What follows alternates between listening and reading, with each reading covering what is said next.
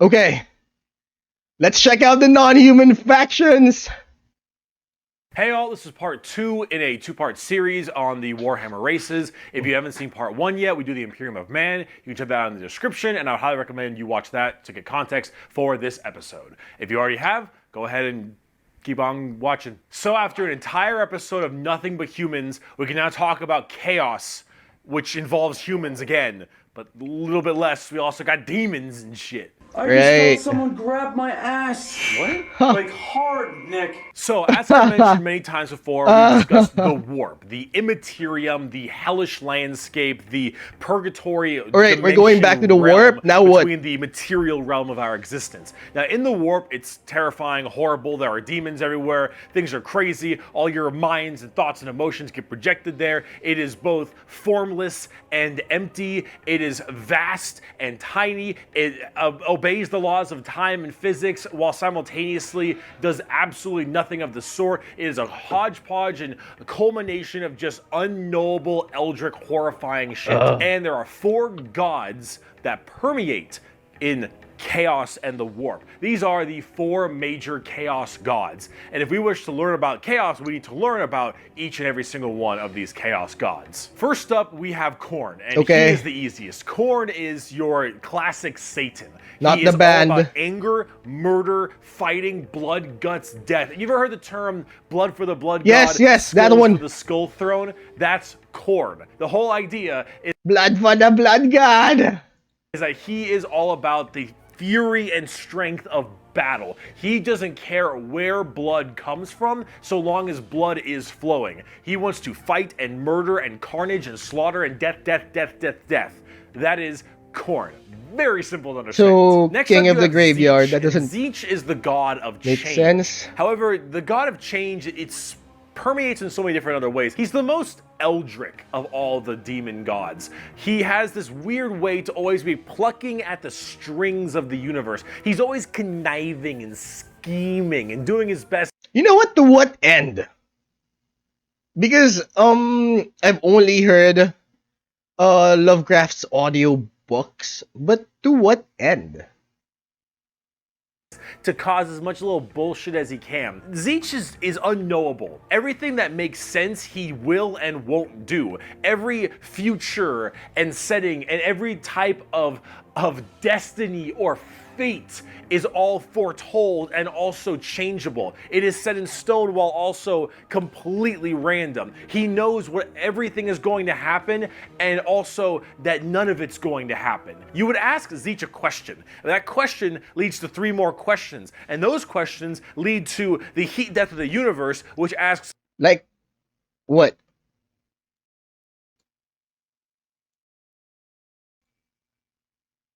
Mute. Like us watching this video. More questions than actual answers.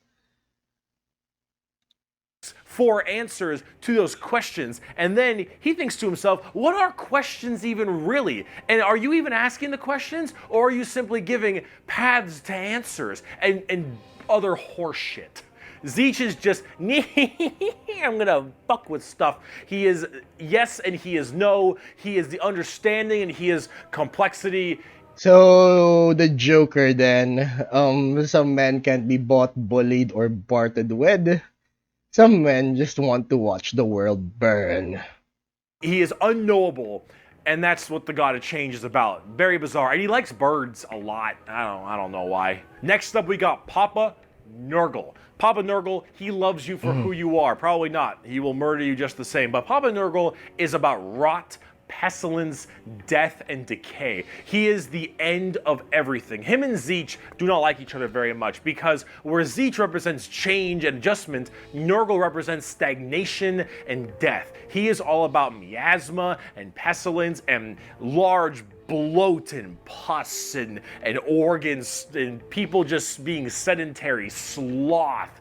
He is the idea that everything will rot and decay and die. Nothing. So in a biblical sense, we're talking about the 7 deadly sins and rolled into the 4 horsemen of the apocalypse. Alright, you know, sloth, greed, wrath, lust, all that stuff. Nothing is certain if they were the horsemen of the apocalypse. besides decay and death. All of us will end up the same way, and broken down through just sheer never-ending decomposition. So the joke that Nurgle always loves you is generally because of that, because we all end up the same. We all rot, and we all die and wither. That's Nurgle, and he's got a general theme of course, pestilence and different kinds of diseases and sickness and things of that nature. That's generally Nurgle. He's pretty easy to understand as well, and he chunk. Finally, we have the youngest of the Chaos Gods, and that is Slaanesh. So also this is known lust. as the Prince of Pleasure, or the God of Unspeakable Excess. Slaanesh is generally referred to with sex, but it's not only sex. It's just Lust that's a it good is. avenue if you want to make stuff. Slaanesh is just the idea of the senses of the body being cranked to not just 11, but more like 17. See, we'll discuss Slaanesh a little bit more when we talk about the Eldar, because they done fucked up, but he, We don't know. or whatever, Doesn't matter. is mainly about just the excess of emotions, and therefore sex is generally a large part of it. However, it's mostly pain and torture. Lots of pain, torture, but sometimes sexually related or drug related. Lots of drugs. Lots of drugs. Slaanesh gets off on everything. Extremes in happiness, extremes in sadness, extremes in pain and sadism and masochism, and of course that goes along with the sex part of it as well. It's generally referred to with sex because of the color scheme, very purple, lots of exposed genitalia. A lot of their models have like exposed nipples and stuff. Yeah. And that is Sounds about generally right. the theme you go for from a physical side, but it really embodies everything. Mainly pain. Covering my and also mouth, don't the worry. excessive amounts of emotion. So when it comes down to it, you'll find a lot of them have things like spikes or whips or any kind of BDSM style gear. Yeah. Because it is unspeakable excess, the Prince of Pleasure, everything in excess to the point. So I'm where it is guessing there's just no sheer safe word frightening. for this That one. is Slaanesh in a nutshell. A little bit bizarre and a little hard to describe sometimes, but as we talk more about the Dark Eldar later in this video, you'll understand it far, far better and far more than you'd want to. Now you might be thinking, why would anyone ever want to join Definitely no Chaos? safe word They for all her look or him. horrifying, screwed up, and just frightening things, right? Well, the thing is that of course, one, your mind is put into the warp and the materium, so you can be easily swayed by chaos demons when they get into your head, especially if you're a psyker. Sometimes regiments of the less mentally strong people, whether they be civilians or say low-level guardsmen or conscripts, can be easily swayed by this and become chaos cultists and stuff, and they serve their dark gods and whatever god they personally prefer. However, and this might seem strange, chaos in their own right isn't necessarily evil. See, the warp is every manifestation of emotion and being, every soul, everything of existence. This includes all the good things. All the different chaos gods have another side to their coin. Khorne might be death, murder, slaughter, slaughter, but he's also got this weird sense of survival of the fittest, trial by combat, and honor. Khorne will never lie to you. Khorne will never stab you in the back. Khorne isn't about conniving and scheming. Khorne is about straight up mano-y-mano, you versus me, get in the ring, we're gonna murder each other hard right now. It may not be a good thing at the end of the day, but it is that other side of the coin. Him and Zeech generally don't get along because— Wait, I just thought of something, right? If the warp represents everything, not, of course, we're looking at the four extremes here. What about the good side? There are four, I mean, in almost every religious lore, dogma, there is always a balance. I mean, you've got the yin yang, you've got Jesus Christ and Satan. Sorry, I'm not that familiar with the Hindu gods version or the others version, but are there any good gods? I mean, apart from the Emperor of Mankind, which, looks more like a cult. He never wanted to ascend to godhood anyway, but they made him one. But, what are the possibilities of the good gods? Because both sides of the same coin, right? You've got the mano-y-mano. Yes, you have the honorable combat thing, despite of murder, murder, death, death. But you've got, honorable combat on top of it. But these all represent bad coins. Yes, they have two sides, but they're still bad in general. But I wonder if there's something about the good gods that actually came out of the warp, since it represents everything from the mind to the body to whatever, right? So there could be some good out there, but you know what? Let's just keep on watching. Tzeentch is that conniving schemer, but he's also about the idea of hope. Where there is change for your predicament. There is change for your problem. The hope of the galaxy, the ability to bend the world to your will, the idea that your fate is not set in stone, but in reality that you control your own. And that's the same reason why people still play the lottery. You've literally got more chances of being attacked by a shark on dry land than actually winning the lottery. But you know what? Hope springs eternal. At least that's their motto. Your own destiny and can control it whenever you want. The changer of ways.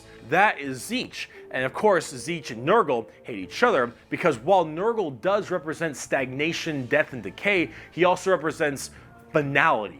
An ending. The fact that you can be mentally at peace knowing that you will end and how you will end. Fear of the unknown, fear of change is not present with Nurgle. With Nurgle, everything will rot and die, and that provides that finality, that ability that this is over. See, still, both sides of the same bad coin. The same. We know the meaning of life. The meaning of life is to live and die and rot. And with that, it brings peace of mind. Slaanesh is a lot more simple. While they are the excess of emotion, they are also the representation of emotion. Slaanesh embodies happiness. Slaanesh embodies excitement and joy and pleasure, not only in the sense of the physical, Yeah, we know what you're talking about. Pleasure, but also everything else like food and drink and air on your cheek and sunlight, the feeling, emotion and feeling. All of that is also represented with Slaanesh. So you have to ask, why are they always represented as super evil skulls and spikes on everything and want to murder everybody? I don't really got an answer for you on that one. My assumption is that because mentally humans may think worse thoughts, even if we don't act on them, and therefore they're projected in the warp more. That one's a little bit weird. I don't know. This is me spitballing. Yeah, right this is now, us just projecting our evils onto aliens. You need a aliens. super bad guy. You already got the Imperium of Man. You need somebody to be a little bit worse than them. So you got demons. Honestly, who cares? I just want to buy like a bird magician. Look at him. So cool. So combining all Why does this he have to be together, naked? on the tabletop, Chaos Demons are generally very melee based. They run in, go really hard. You have lots of summoning and conjuring, tons of spells. Generally a little bit frail, but they have special saves to make them a little bit stronger. You've got giant demons and smaller demons. You got hordes of little boys and tons of big guys. Demons are as they seem. Demons. Nurgle is slow, Khorne is super scary in melee, you've got Tzeentch who are far more into psychers and spellcasting, and then Slaanesh who is all melee, really fast but squishy, but in lots of hordes of tons of melee and pain damage, of course. So overall, the demons are a huge part of 40k and a massive threat to almost every single faction with the exception of a couple. However, the big part about demons is also transferred into the other 9 Primarchs we didn't talk about. So, ergo the power of the Chaos Inquisition. Spacemarines. Where innocence proves nothing. Oh, okay, So here we go. Horse and all of his boys, all of them in the Primarchs, they have all also become Chaos Boys, and they all have their own special Chaos Legions. So this is what happened to the specializing in so many Luna different Wolves. things, just like the Adeptus Astartes, the Angels of Death, the regular Space Marines. Chaos Space Marines aren't a whole lot different than the regular Space Marines. They have the same armor, generally the same training and toughness. They just specialize in different kinds of things. And also a lot of the Primarchs have ascended into greater is it greater demons? They're demon Primarchs at this point. Gigantic, horrifying Things just get hybrids worse. that are pretty awesome, if I'm going to be honest. They look really, There's no really cool. getting better But in this them world and their or in this associated universe. legions that they are a part of are all kind of going out there and causing a large ruckus for everyone else. Considering the raw strength and firepower of a legion of Space Marines, imagine that entire legion just converting to chaos and immediately fighting you. It's generally pretty horrifying. There's a lot of them, so I gotta write them down, but you've got the Emperor's Children with Primarch Fulgrim, loyal to Slaanesh. These people, they are some messed up people. They're just sensory overload, tons of drugs, tons of torture. And I think Fulgrim is a demon Primarch right now, and oh god, I am terrified to see what that man looks like. At least on the tabletop, because the Emperor's children are not good people. You've got the Iron Warriors, which are kind of like opposite of the Imperial Fists, with Primarch Perturabo, I believe is his name. They're Chaos Undivided. They just kind of serve Chaos in a general aspect instead of choosing one of the four. But the Iron Warriors are big on the siege and fortification, and they're basically entirely against the Imperial Fists and a major rival. Perturabo, I believe, is also still alive, and I'm also very interested to see what he looks like, because Demon Primarchs are badass. You've got the Night Lords with Primarch Conrad Kurz. Conrad Kurz is dead, which is good because he's a sick fuck. But the Night Lords are generally about terror, terrorizing people, and terrorism. They're generally about fear, and rightly so. You've got the World Eaters with Primarch Angron, still alive, also excited to see. Angron, so not just bad, but worse. Angron is the angriest son of a bitch you will ever know. Angron removed parts of his brain that didn't make him angry, so he could be angrier. All the time. Angron. Fucker's mad. You've got the Death Guard with Primarch Mortarion. They actually have their Sounds own like a special tedious way to live. own major army on the tabletop. Mortarion himself is actually one of the models, and look at him. Look at him. It's so cool looking. Of course, Nurgle based, obviously. So very slow, but very tanky. You've got the Word Bearers with Primarch Lorgar. Lorgar is, I believe, still alive. I don't know what's up with him at the current moment, but the Word Bearers are generally the people who caused all the major problems in the beginning.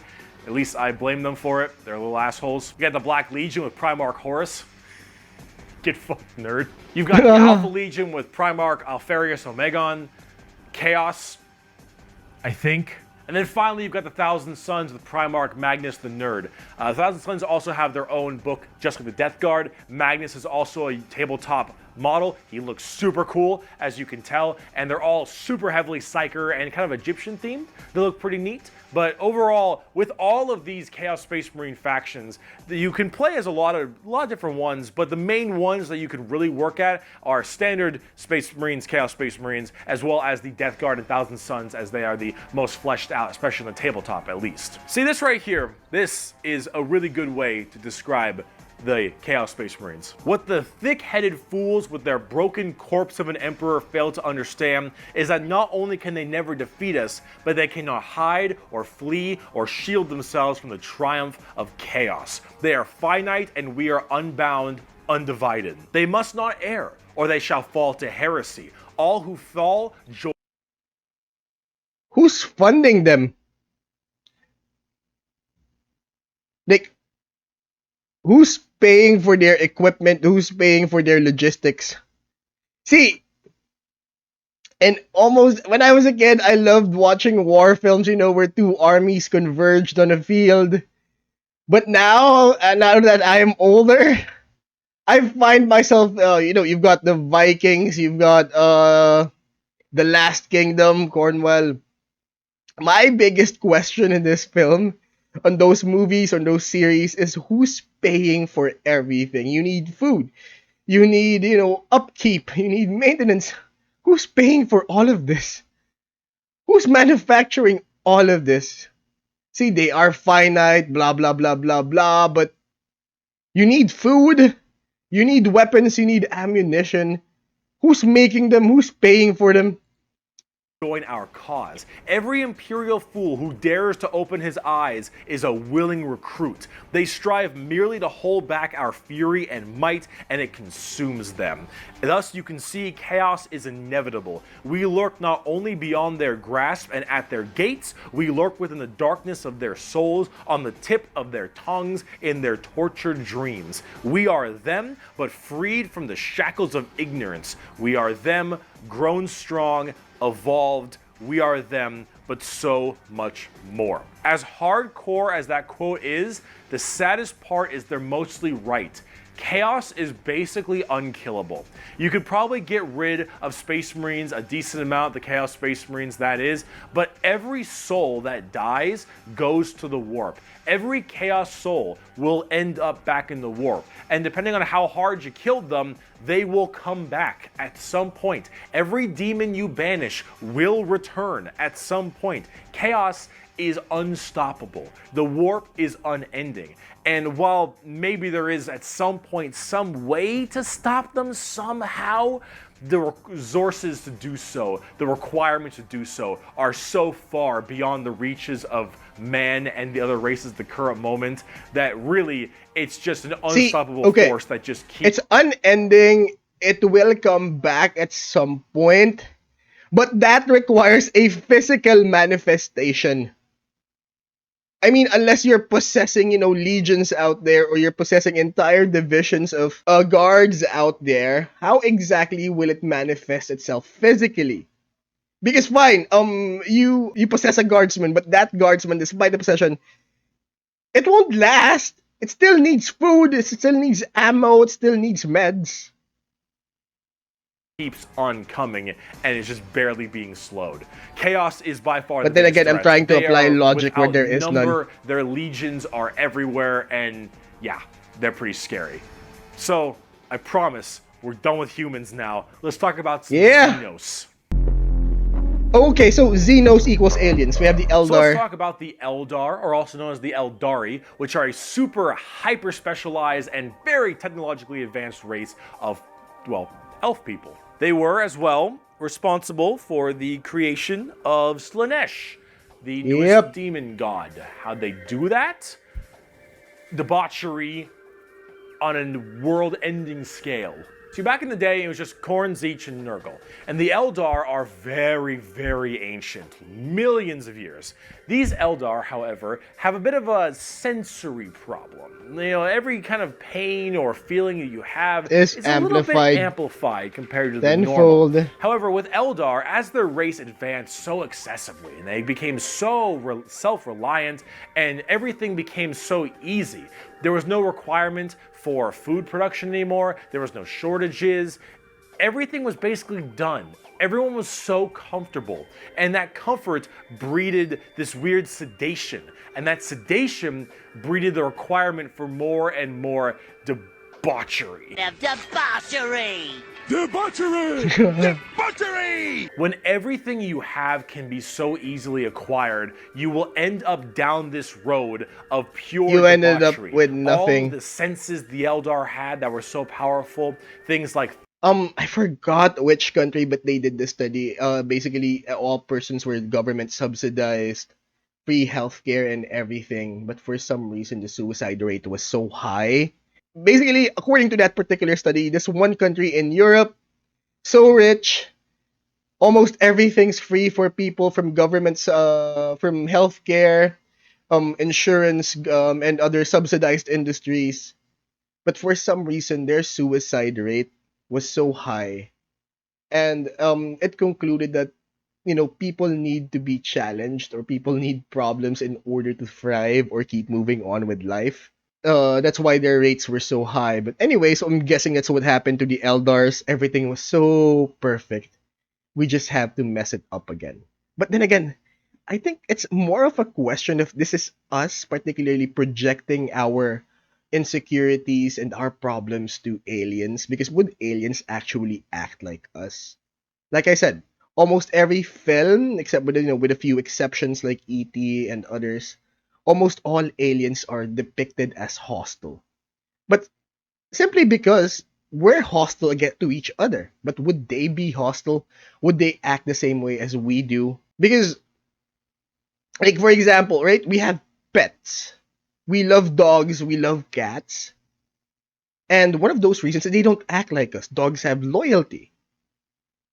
I mean, same way as humans have loyalty, but only up to a limit. But dogs have unquestioning loyalty to their masters. So, I don't know. Could be us just projecting ourselves, our insecurities to aliens. I mean, humans did create this series or this franchise.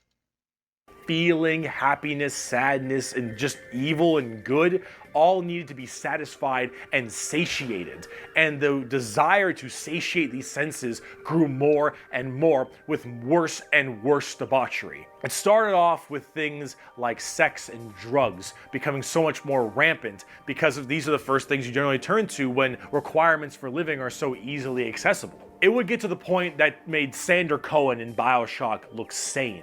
All right, this is the kind of debauchery it led to.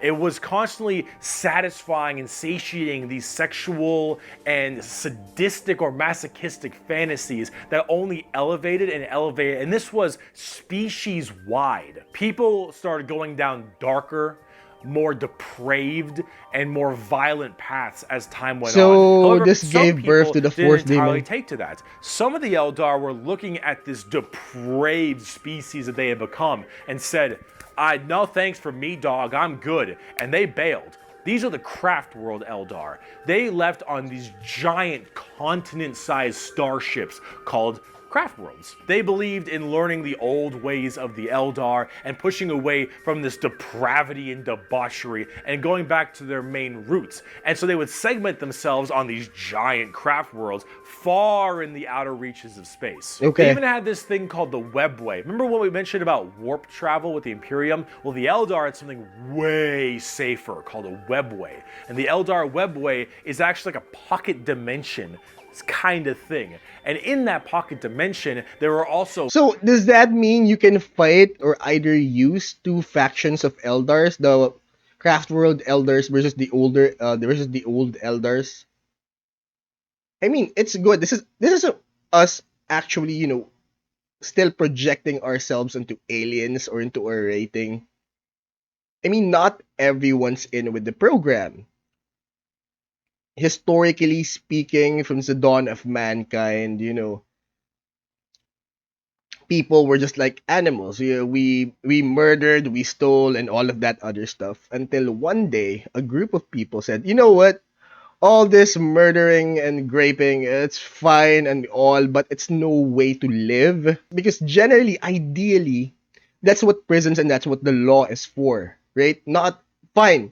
They've got debauchery there, but you know what? Not everyone's in with the program. Like, some men just want to raise families and live life, work, grow old, raise children, blah, blah, blah, blah.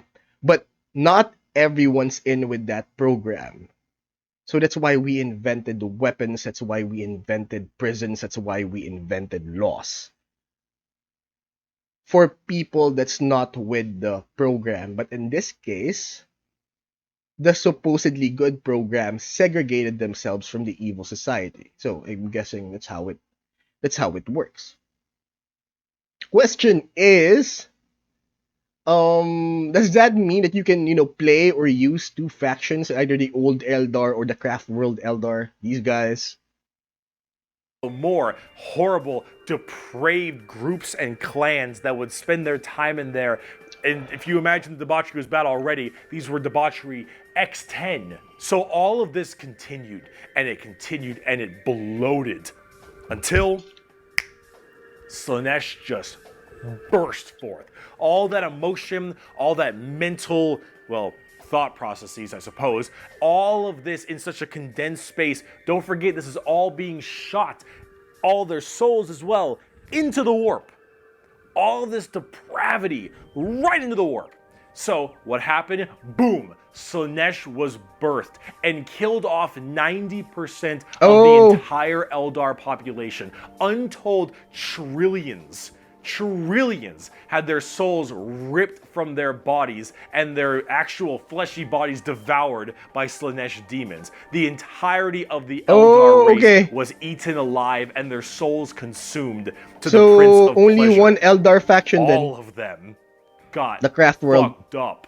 It was so bad that it literally ripped a warp hole into the fabric of the materium called the Eye of Terror. That's literally this like quasi horrifying gateway portal from the materium and the immaterium right next to Cadia. And it is horrifying. So this Slaanesh, also known as She Who Thirsts by the Eldar, slaughtered the entire population except for a couple. Those in the craft worlds were actually not affected by this, as they were so far that's in the cool. reaches of the galaxy. That crazy crack, that birth of Slaanesh, only affected the ones in the center. So these Craftworld Eldar were able to escape, but Slaanesh got their sights on them. Every time an Eldar will die, their soul doesn't just pass into the warp naturally. It goes straight to Slaanesh, Craftworld or not. What about those people in the webway? Well, imagine that giant birth happening, but they were only able to just barely get a grasp onto you. Slaanesh was just barely able to hold on. These people are the Dark Eldar, or also known as the Drukhari. The Eldar population right now is so massively small. It is minuscule compared to any of the other most of the other populations in the universe. The Eldar are consistently having issues trying to get their population up, because as their souls are constantly being hungered by... So they turned into debauchery, and the cycle continues. From Slaanesh, they realize their entire species is doomed, and they understand it very well. Since the time of the fall, our race has been haunted by what we, in our reckless pursuit of hedonistic indulgence, gave birth to.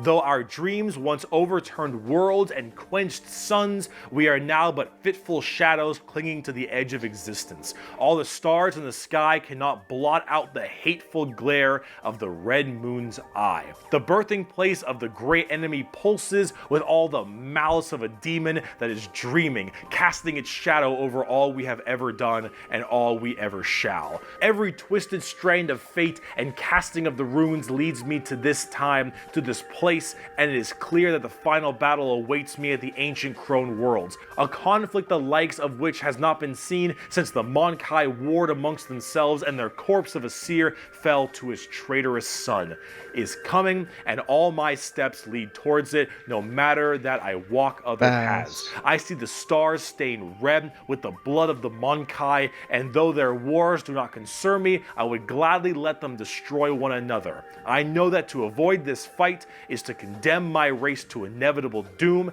and though all I see is darkness, I know that I will not flinch from my destiny.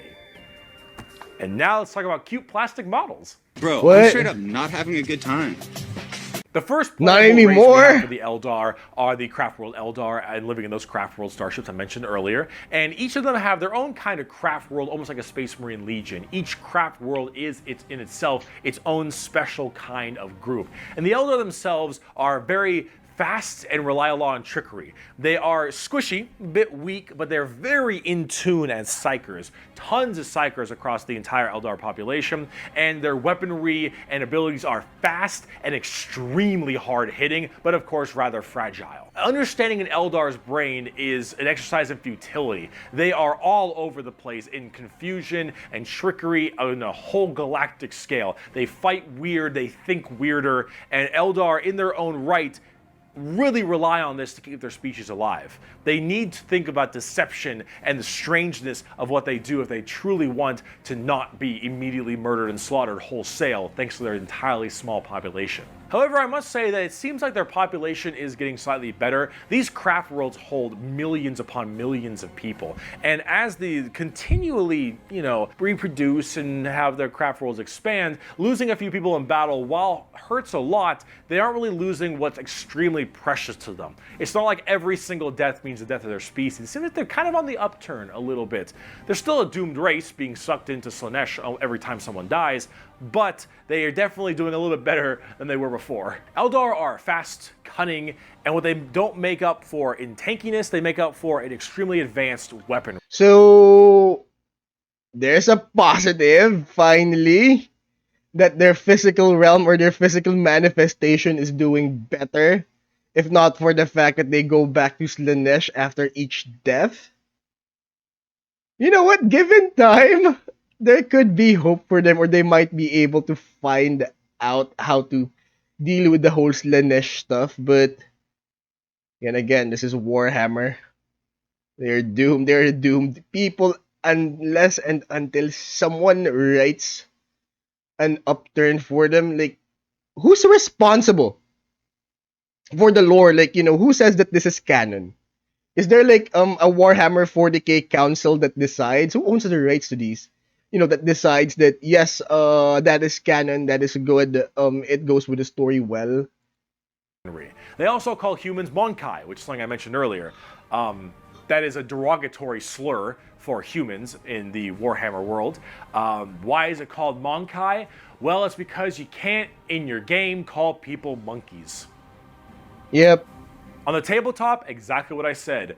Not very tanky, generally pretty squishy, hit like trucks, and move at Mach 5. Fast, hit hard, die fast. Exactly how it sounds. They've been good for a very long time, too. We bring only death and leave only carrion. It is a message even a human can understand. Yep. Eldar. So, Monkai. Hikari. Let's talk about the Dark Eldar. Ooh. Today's episode of How Fucked Up Is Fucked Up. That's fucked up. So those people I mentioned that were on the fringes, in the super deranged cults and the depraved people of the Eldar, in the webway, they didn't quite get a hold onto them. Slaanesh like has them, but it has them on like by the pinky finger. And they're slowly being consumed by Slaanesh, but they found out they can stave her off by doing Slaanesh things. The Dark Eldar are by far the worst, most horrifying, disgusting, depraved, and brutal race in all of Warhammer 40k. These are entirely a group of people whose full purpose to save their species from extinction, to go into planets, raid them, and take as many slaves as they possibly. So, in order to prevent their doom, they literally leaned towards their doom. I believe there's a program in the US right now where you have recovering drug addicts, and what basically what the program entails is that you microdose them, is that you wean them off the hard drugs that up to a point that where they can actually recover. Like, for example, if a person doses like 100 milligrams a day or something, I'm sorry, I don't know much about drugs, like, hits 100 milligrams a day, then they would wean it off to 90 to 80 to 70. And I'm not really sure what the program is called. I just, remember seeing a report about that. And according to that report, it's actually, doing some positive gains instead of, taking fentanyl, shoving up fentanyl, 100 grams of fentanyl, they wean you off of it. So basically, that's what they're doing. They lean towards their doom in order to stave it off. It's amazing. Possibly can, and they actually have a point. Them for 1, 5, 10, 20, a million years, because that torture will keep them from dying. They look very BDSM style too. Yeah. They definitely have a lot more spiky bits, and they BDSM have a lot more seems of that to be kind the of common leathery, recurring theme black here. Look to them. But let's say you are an upstanding Imperial citizen living life on a regular planet. You get invaded by the Necrons. The Necrons will shoot you with a deatomizer, and you will be destroyed in a millisecond, and that's it. Not the worst way to go. Yep. You are invaded Quick, by fast. Chaos Marines or something. You take a bolter shot to the head or a chain sword across your stomach, and you get still cut in half. fast, still quick. Painful, but not the worst. The Orks arrive. They beat you to death. Hurts, but, whatever. Tyranids, they eat you alive. It's pretty rough. The Dark Eldar. The Dark Eldar. This is going to get a little graphic. I apologize. You pray you die. You don't. You are instead taken as a human slave. Your life will be endless work and agony, 24/7. They will make sure you can't not die, as your pain satisfies them. They will hook you up to all manner of torture devices. They will inject pain-based stimuli drugs directly into your nervous system. They will slowly run razor blades across your skin. They will fillet you and pull out your teeth and your fingernails one by one. They will remove your appendages and your skin and wait for it to grow back so they can do it again. They will murder and torture and use the R word, it rhymes with grape, your entire family in front of you, and do the exact same thing to them. You yourself will also be rhymes with grape anywhere and everywhere possible, and this will occur for 20 years until you are no longer satisfying to them. And then you will be contorted, crushed, and twisted into some form of trophy, a fleshy trophy, or a ring, or a couch, or a TV stand, or perhaps a wonderful hat, while you are, of course, still alive and breathing. And Lots you will of become bad a ways to moaning, go, fleshy but definitely trophy stay for away from the eternity. Dark Elder. And that is what happens when you are taken by the Dark Eldar. They are the most depraved, most horrifying race in all of 40k. They look the part, and they do it so they all don't die. They are literally forced to do this, because if they don't, Slaanesh's grip will get harder. That's not an and excuse. They will have their souls pulled away. So long as they keep No, doing seriously, this, not an Slaanesh is like, excuse. you're doing good, man. You're doing solid. You keep that shit up, you elf-eared bastards. That's the Dark Eldar. That's the Drukhari. They are horrible. On the tabletop, they're actually kind of like Eldar, but more extreme. They are even squishier than the Eldar, but they hit generally even harder. Fast attacks, skirmishers, really quick, speedy, like get around them, do a lot of damage, get away kind of stuff. That's mostly the Dark Eldar. Look up the definition of Grim Dark in a dictionary. You'll find a picture of the Dark Eldar.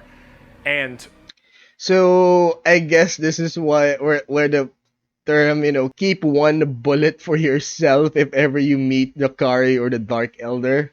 Sev from Public Commando. A quote from Mr. Vecht. We are the lords of despair, masters of terror. Dread and agony are our meat and wine, and they are plentiful indeed. Dark Eldar. Let's talk about the Harlequins. Okay. Clowns. What's the matter? Are they also Don't Eldar? You wanna have some fun? The Harlequins are a bizarre race of Eldar. They're they're also demonic Eldar. clown performers. They're like a weird mix of Sander Cohen from BioShock. I feel like this particular group was made up by a fan, but I feel like this one evolved from a fanfic and then it had the blessing of the council to be canon. And Jin from League of Legends, but in a more clown theme. They're artists of death and perfecters of their craft. They do not belong to Craftworlds or any of the weird Drukhari people. They guard something called the Black Library, which is this giant tome of never-ending knowledge deep in the heart of the Eldar webway, and also guarded by their god named Kegorok, I believe is how you pronounce his name. He is the laughing god. But it's the Eldar's laughing god? And these are the Harlequins, the Harlequin clowns. These are Eldar clowns, okay? So imagine the things that an Eldar, these depraved individuals, would find funny. And this is the god of that. It's a horror clown. These are gods of horror for us normal people. For them, they're like, oh, it's so funny. They're all dying horribly. Honk, honk. Yeah, they're very bizarre. Clowns and stop difficult being to funny after a describe. certain point in the They've night. escaped the ruinous powers of Slaanesh somehow, but their main thing is guarding that Black Library, and the Harlequins just Stay they're there. demon clown performers. They're barely any models on the tabletop. They're good in melee. They're demon clowns. I'm not sure. I got a So quote. it's Pennywise. It is too easy for an Eldar to embrace the obscene virtues of chaos, for Slaanesh is nothing more than a manifestation of the Eldar mind in its most wild and unconstrained form. Human morality is meaningless to the Eldar, and to the dark side of the Eldar mind, all life is to be expended at a whim. Cruelty and generosity are but the impulse of a moment. Beauty and sensuality are virtues that can be expressed in bloodshed just as easily as in song. To an unfettered Eldar mind, there is neither sanity nor madness, but merely a wave of perfect existence fulfilled by its own savage momentum. So, YOLO. That was it. That's what all of that meant. YOLO. Very strange. The Harlequins, Drukhari, Eldar, they are an anomaly that make humans seem completely easy to understand in comparison. They range from rekindling their civilization to horrifying murder and also clowns. They're all over the place, but honestly, they represent quite well and are rather interesting, especially with the whole Slaanesh murdering everyone bit. So, yeah, Eldar. Yeah. Now, bugs. Mom, Yeah. they following me, Mom. They following me. Who following you? The bugs. The bug. The Tyranids. Now, you want to talk something a little more fun, a little more simple than all this crazy Eldar shenanigans? Let's talk the Tyranids. They're bugs. Do they look like Zerg? Hell yeah, they look like Zerg. You want to know why they look like Zerg? Definitely because Zerg. they were actually supposed to be what Zerg were. Apparently StarCraft was supposed to be a 40k game in the beginning, hence why they look so much like Eldar, Zerg, and the Imperium of Man. Like, kind of space marine-y, those Marines, huh? They look a little bit space marine-y to me. Oh, Maybe. now we I don't learned know. something You new. really fucked up on that one, Games Workshop, didn't ya? Tyranids are a giant infestation of unfathomable proportions. These are So they're giant, bugs, right? extremely Hive mind. bio-advanced hive mind organisms. Not a that are morality-based basically murder. all about absorbing as much biomass as they possibly can to evolve and mutate to be extremely potent and powerful and kill and eat anything in their path. They are probably the least evil faction in all of 40k because all they want to do is eat shit. They want to nom nom the entire galaxy. They hangry and we food. Also, this Tyranid hive mind has a presence in the warp. In fact, Tyranids in their own right have a massive presence in the warp. They have a thing called the shadow in the warp specifically, where when they are coming in to invade a planet, they have this weird ability to kind of cut off the warp on all the psychers on that planet. And how do you get help across the stars? Well, you need the warp because you need that for interstellar travel. So with people unable to call for help from the Tyranids, these are just easy pickings. And an entire giant Tyranid hive fleet comes out of orbit and just will massacre, absorbing all that biomass and turning them and all of their other Tyranids into even more advanced monsters. They come in so many varieties too, all based on what is important. Tiny little ripper swarms for scouting and having little dudes eat people up, to the Hormigons, Termagons. So the least threatening people, or at least the least threatening faction, I guess. Apart from, cutting off your communication, they eat you. No morality, no morality based murder here. Just plain nom nom nom, just like he said. And Genestealers, all the way to the Hive Guard and the Exocrines and the Swarm Lord, to Hive Tyrants and their giant battle fleets, and even something as crazy as the Hierophant Bio Titan. The Tyranids come in all forms and sizes depending on what they require. They are extremely good at anti-biological weaponry. There is no way you can plague them or blight them. They have extremely strong armor, carapaces and such.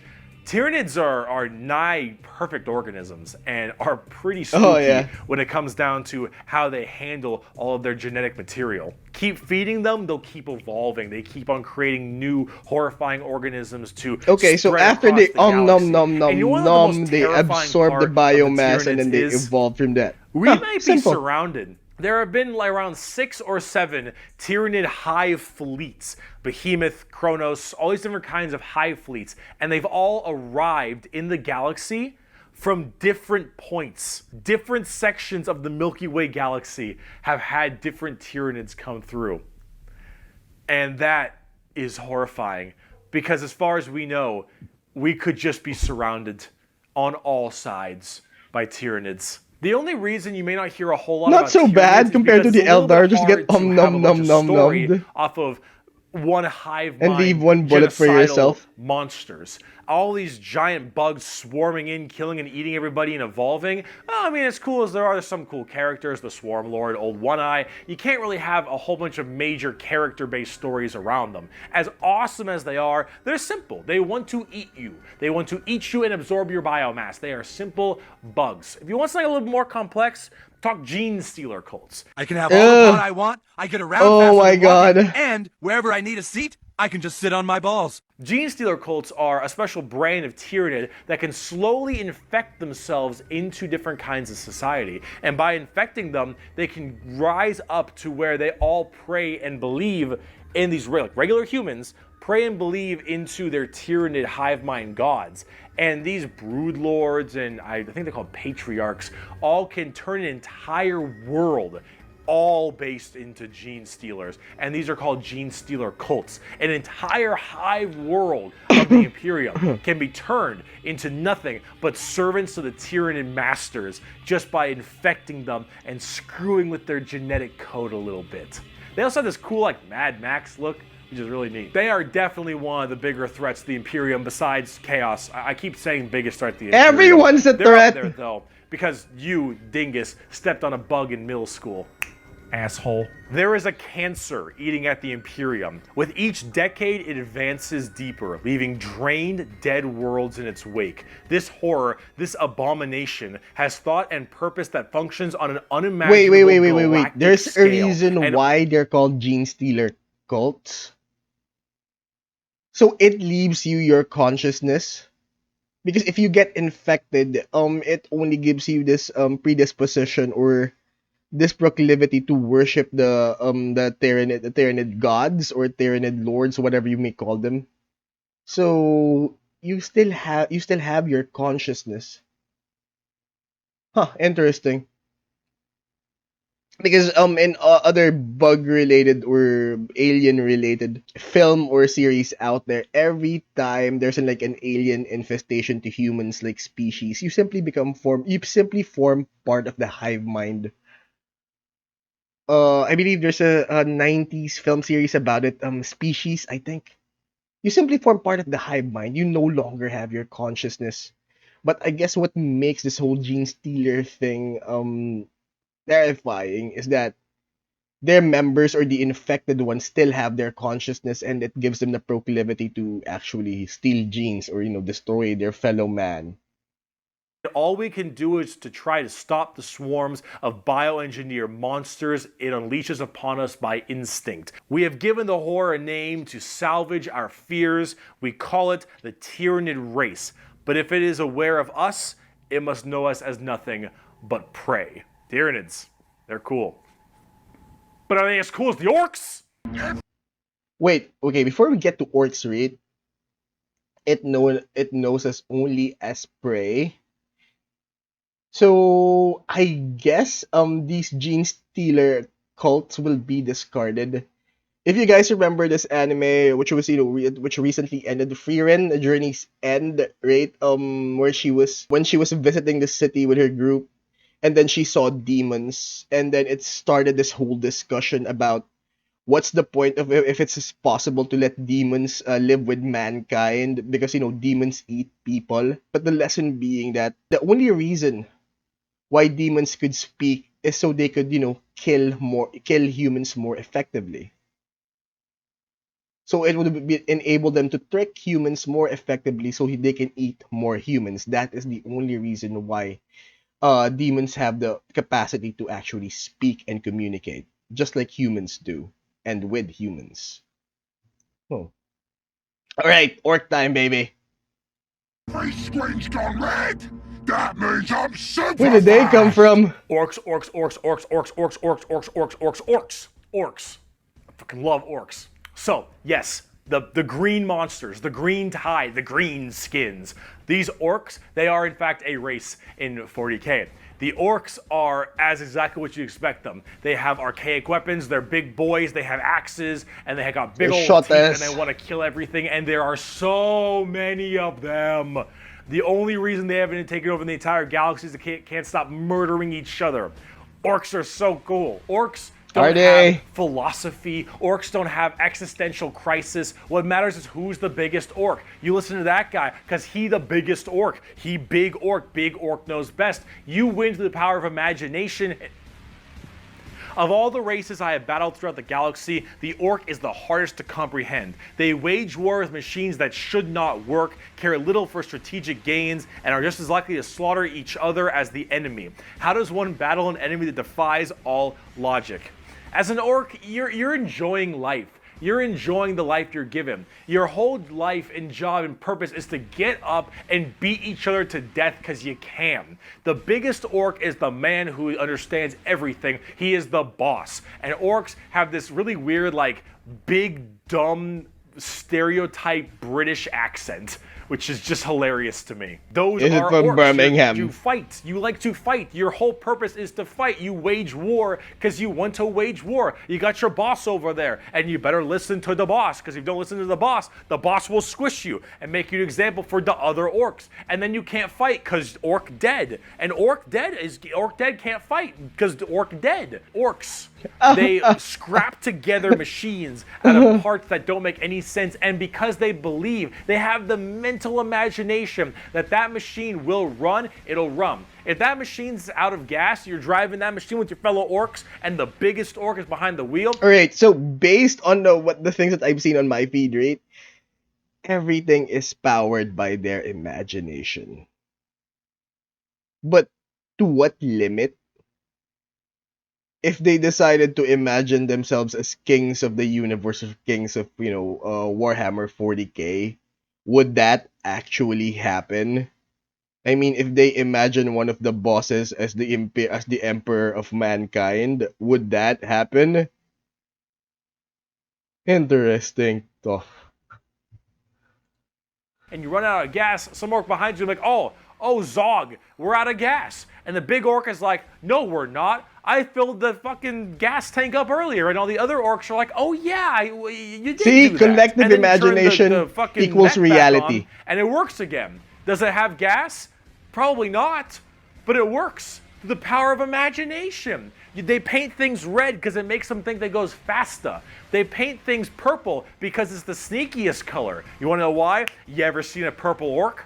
Didn't fucking think so. Orcs are also ancient as hell. They're back in the Eldari time frame. But back then they were called Orks, and they were much larger and scarier and far more intelligent. Now they're just orcs, and they're big, dumb, and they smack things. But they're pretty spooky. They're not very well armored, but they hit really hard. And it's called the Green Tide because there are so many orcs. There are about as many orcs as there are Tyranids. Maybe more. Who knows? But they keep on, murdering each other, so it's not too bad of an issue. Orcs are entirely comic relief. Their stuff is slapped together. That makes no sense. Their vehicles don't work the way they're supposed to, but they work. I mean, in the grim, dark world, someone needs to provide the laughter. So I guess that's them. Because they think it works, because they imagine that it works. Orcs care only about who is the biggest orc, and they will follow the biggest orc. And then if they want to be the biggest orc, they'll challenge the biggest orc. And then when they go and they issue a wa is just war in orc, they murder everybody and everything in this giant tide of green orcs who are just excited to be hitting something. They don't care that they're hitting Eldar or the Imperium or Tau or anyone in between. They're just so they get to beat shit up. That's orcs. And on the tabletop, they are a total coin flip, and they're really fun. I have never met a salty orc player. I have never met someone who plays orcs and is ever just a bad guy or that guy. Orc players have this kind of fun to them because when you play them, you are completely submitting yourself to RNG. So basically, I'm guessing the reason why he thinks that most orc players are good guys because there's no logic to it or there's no desire to actually win. I mean, if they're trying to emulate themselves as, as their characters or the characters that they're playing. So no logic to the orcs, but since, their purpose is to fight. And the winnings would be just a bonus since, the fun's in the fight. Here's the thing. Guardsmen, Imperial Guardsmen, when they shoot, they roll a dice, and on a 4 up, they'll hit their target. They have a 50% chance. Space Marines, pretty good. They hit on a 3 or higher because they're well trained. Okay. Adeptus Custodians, they hit on 2s because they're just super well trained. Orcs, they hit on a 5 or higher. But if they roll a 6, they get to make another shot with anything. Interesting. From the dinkiest pistol to the biggest rocket launcher. It doesn't matter. Half of their stuff will blow up on a whim. One of their medics, if you roll a 1 to heal someone, you fuck up your surgery and you just kill an orc. They're so wacky and silly. But the thing is if you roll well, you roll high, and you keep rolling high, you are going to crush people. And if you don't, you lose. I mean, that's what you get when you play orcs. Tabletop, I imagine that I rolled a 6 or a 5.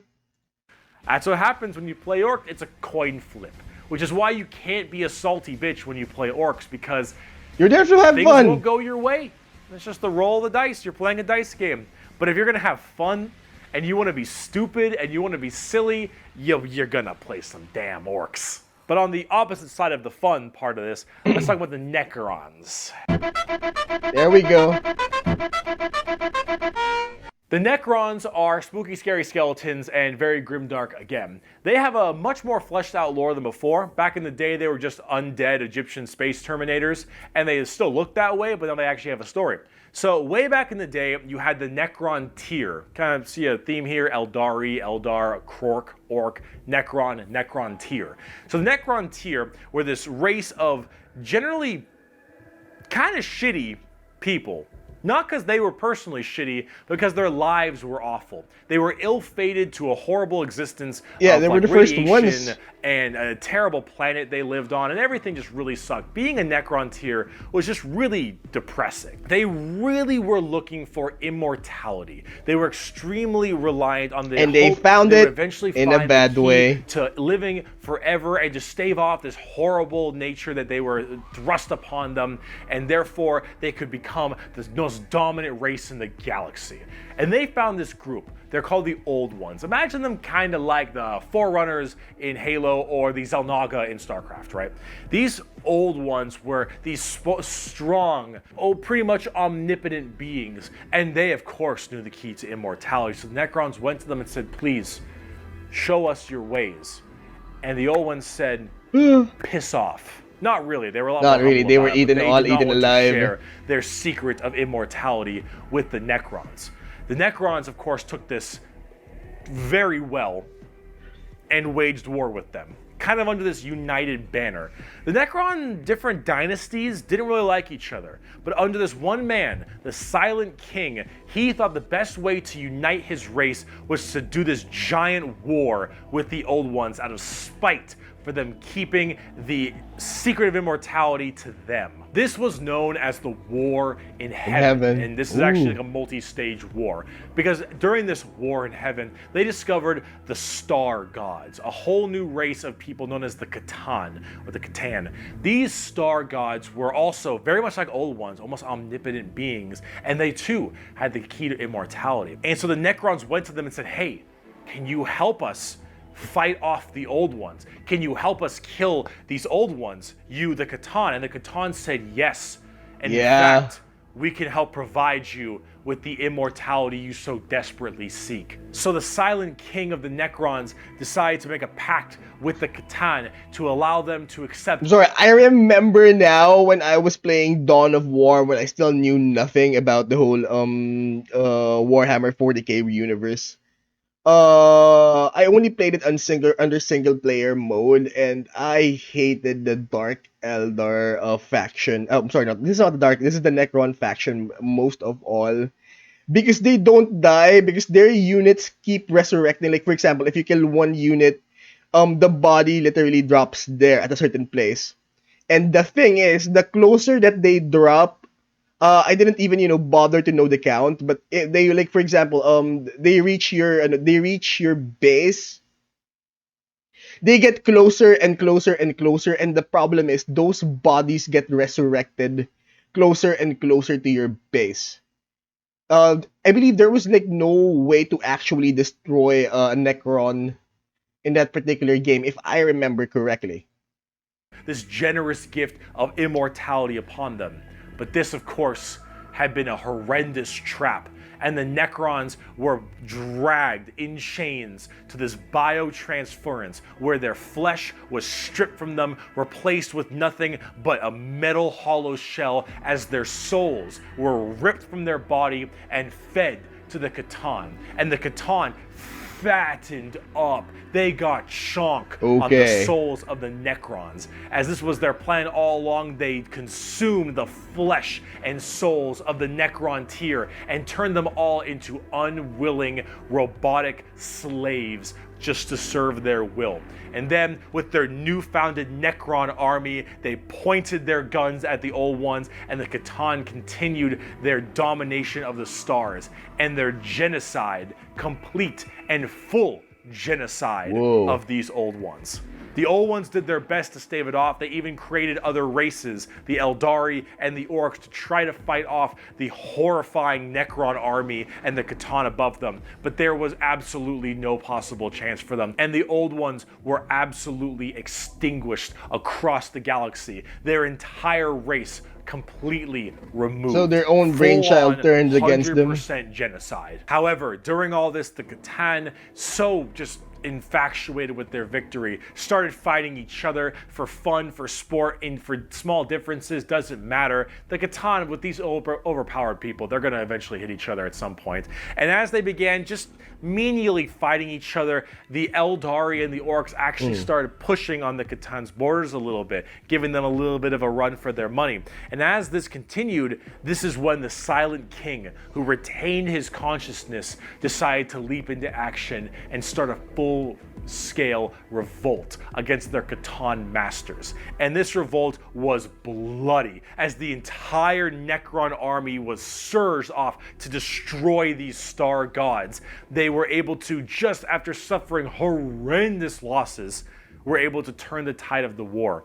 And they took these Catan and they blasted them, because as these star gods are unkillable, they were able to break them into thousands of shards and entrap them in giant stasis vaults to now actually be slaves to the Necrons. And with the Necrons having the entirety of their old gods enslaved to them, they realized that soon their race was about to be attacked by the overcoming new races, the Eldari and the Orks. And so what they did is they retreated into giant stasis tombs in order to preserve their energy and their strength for when one day they would be reawakened and they would be able to rule the galaxy that was rightfully theirs. And then some dingus Adeptus Hold up, Mechanicus is the guy Dawn of War diddled available with on a green Steam? console, and now the Necrons are back and they see all these primitive races on their lawns and they think, get the fuck off of it. The Necrons are back,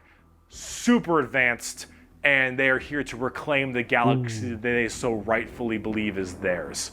Now at tabletop, they're a lot like that. Tons of undead Egyptian skeleton robots that when they die, they just get right back up because they keep on reanimating. Yeah, Hard that's to what I was kill, tons of talking crazy about. stuff. You can use the Catan themselves as See, that's what I was talking about. I hated playing against this particular faction because you will get pushed back and their bodies drop, their dead bodies just drop closer and closer to your base. So they resurrect closer and closer to your base until there's nothing left. units to fight with. It's pretty cool. The Necrons are one of the three major events in 40k. The Horus Heresy, the Fall of the Eldar, and the Awakening of the Necrons are all pretty substantial events. And the Necrons themselves are pretty dang cool as well. Here's a good quote from a wonderful Dawn of War game. Lucky creatures, as long last you have found the tranquility of death. I was like you once, clinging to life and blind to the truth. When I uncovered the truth, I too shuddered and paled with fear. Deep in these catacombs, I was remade. Here, my brethren slumbered for eons while the living grew like weed. My Lord knew this day would come. He had plans for us all. We would purge this world once more. So come, poor victims of life. We will grant you tranquility in these crypts. Kronos will be a tomb world once more. Necrons are also pretty smug. Trazyn the Infinite especially, a little dickhead. But speaking of dickheads, last race, let's talk the Tau.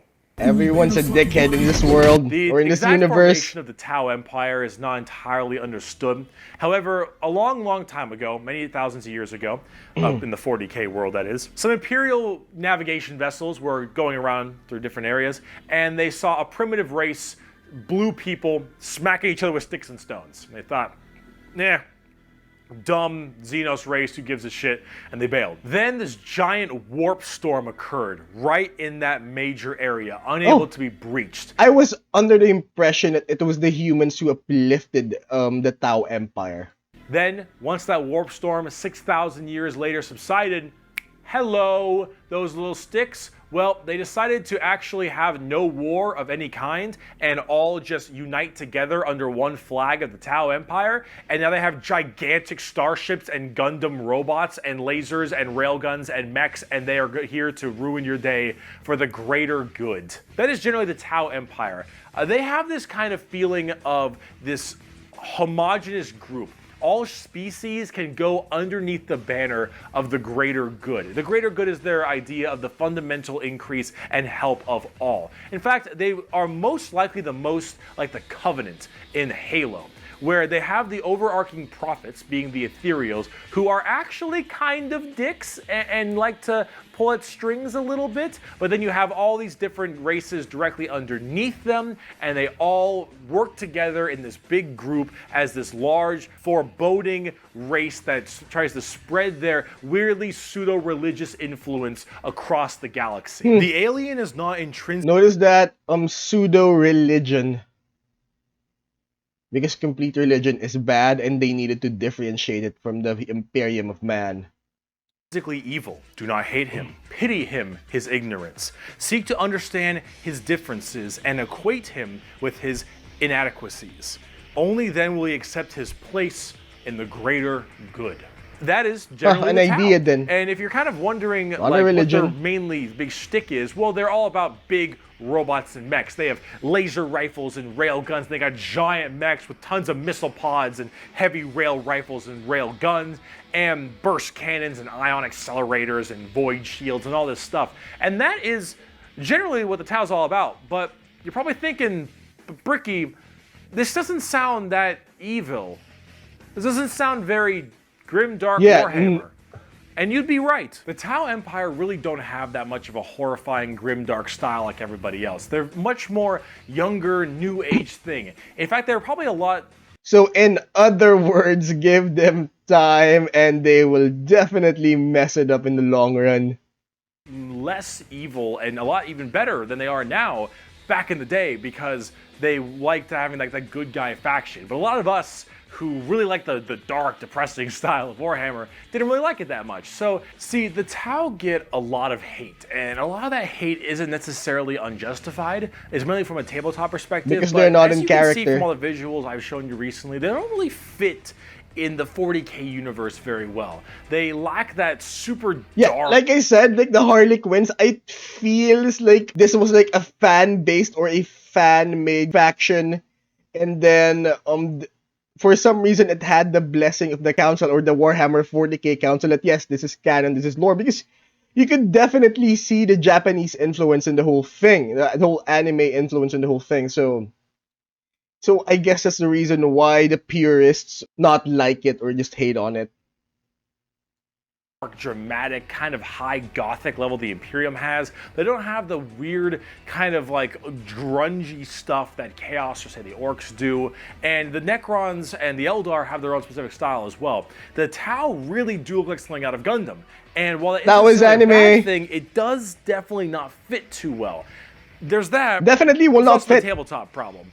They're clean and sanitized. Tau are horrible at melee combat, but exceptionally good at range combat. So they blast everyone from really, really far away, and they have a million rules to make it so that it's nearly impossible for you to get into melee combat. So it basically just forces you to bottleneck the game into one specific gameplay style, which is gun to gun. And if you're doing gun to gun, they're going to win every time, because they're the Tau, and the Tau are really damn good at shooting. So it's one of those things that make the Tau generally rather hated, and a lot of different reasons for that, both from style and such. But this is actually one of the things I wanted to end this video with, is that the Tau, while they have their issues, you should not be discouraged from playing them. I'll make plenty of Tau weeaboo jokes, of course I will, but it's all generally in good fun. Anyone who legitimately doesn't want you to play a faction is an idiot, and you shouldn't be giving them the time of day. You pick what you think is cool and what you just go out like. there and have some fun, you guys. Now, factions get better and they get worse. They grow and then they fall. You should only be playing what you think is cool. You like the look, you like the models. If you're talking tabletop top, that is what you should be going for every time, is what you think is badass, because things change all the time. But the universe of Warhammer has so much going for it. Every faction has something interesting, every character has a story, and there's a million stories to be told. The universe is vast and exciting, and while it is dark, depressing, and horrible, that is the damn charm. And out of everything I've told you in these two videos, is anything that you could take away is the reason why so many of us are so into this series and why we like it so much. Because with so much variety, such an expansive universe, and so much that can be done, you can find yourself having a pretty great time. Thank you so much for watching this video. I hope it has been informative to you. If you'd like to see more of me, Bricky, you have twitch.tv/Bricky for my streams. You have my merchandise site, in which I was wearing all of my merch, but underneath this, because I had to wear this so it wasn't black or white for the green screen, which is a little unfortunate, but it's fine. If you'd like to see merch, it is in the description. Also, if you'd like to support me on my Patreon page at patreon.com/Bricky for more videos like this, then that would also be wonderful. So Twitch, merch, Patreon, anything if you want to support, that would be fantastic. I'd appreciate it. If not, I'm just stoked you got all the way to the end of the video, and that is enough for me. So, awesome. I'm going to be having some more content like this out in the future. Thank you so much for sticking around this long and being with me through this pretty rough time. That's, I think, all I got. Also, before I go, let me leave you with my favorite Warhammer quote. He who scoffs at the power of the las gun has never ran through a field of 1,000 of them. Ooh. Bye-bye. Guardsman all the way. Thank you for watching, guys. Links of the original videos are down in the description. Don't forget to check them out. Now you all know the drill. Please like, share, and subscribe, and don't forget to hit that notification button. And if you want me to check out other stories here on YouTube, please leave it in the comments. Class dismissed.